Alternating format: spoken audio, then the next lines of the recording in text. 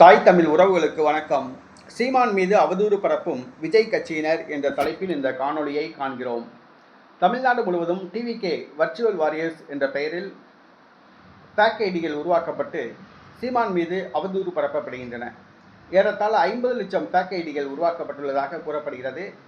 சீமானை, அவரது குடும்பத்தை, கட்சியை சார்ந்தவர்களை வாய்க்கு வந்தபடி மிகவும் தரக்குறைவாக இந்த பேக் ஐடி தமிழக வெற்றிக்கழக தொண்டர்கள் விமர்சித்து வருகிறார்கள். மிகவும் மனம் நொந்து போகக்கூடிய அளவில் விமர்சித்து வருகிறார்கள். கடந்த 5 ஆண்டு காலத்தில் திமுக ஆட்சியின் பொழுது திமுக இந்த காரியத்தை செய்தது. சமூக வலைதளங்கள் நடத்துபவர்களுக்கு பணத்தை கொடுத்து, லட்ச லட்சமாக பணத்தை கொட்டி கொடுத்து சீமான் மீது அவதூறு பரப்பியது. ஆனால் அதன் பலனை திமுக இன்று அனுபவித்து வருகிறது. திமுக அதன் தலைவரே கொளத்தூர் தொகுதியில் தோற்று போனார். திமுக எதிர்க்கட்சி வரிசைக்கு தள்ளப்பட்டுள்ளது.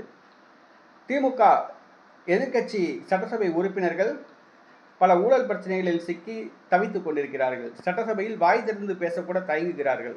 அப்படி ஒரு சூழ்நிலை உள்ளது. திமுக மீது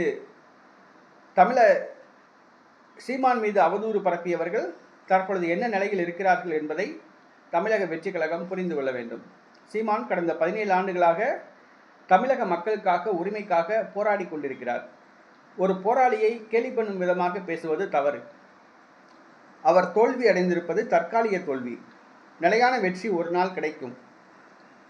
தற்பொழுது சீமான் தோல்வி அடைந்ததற்காக தமிழக வெற்றி கழகம் அவரை அவமதித்து பேசுவது தவறு.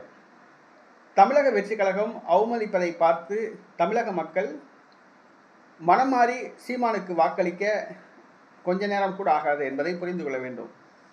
தமிழக வெற்றி கழகம் சீமான் மீது அவதூறு பேசுவது தனக்குத்தானே குண்டு வைத்துக் கொள்வது போன்றது. இதை தமிழக வெற்றி கழகம் புரிந்து கொள்ள வேண்டும். தமிழக வெற்றி கழகமானது பேக் ஐடிகள் உருவாக்கி சீமான் மீது அவதூறு பரப்பி வருகிறது. சீமான் மீது அவதூறு பரப்பிய திமுகவுக்கு ஏற்பட்ட நிலைதான் தமிழக வெற்றி கழகத்துக்கு ஏற்படும் என்பதை தமிழக வெற்றி கழகம் புரிந்து கொள்ள வேண்டும்.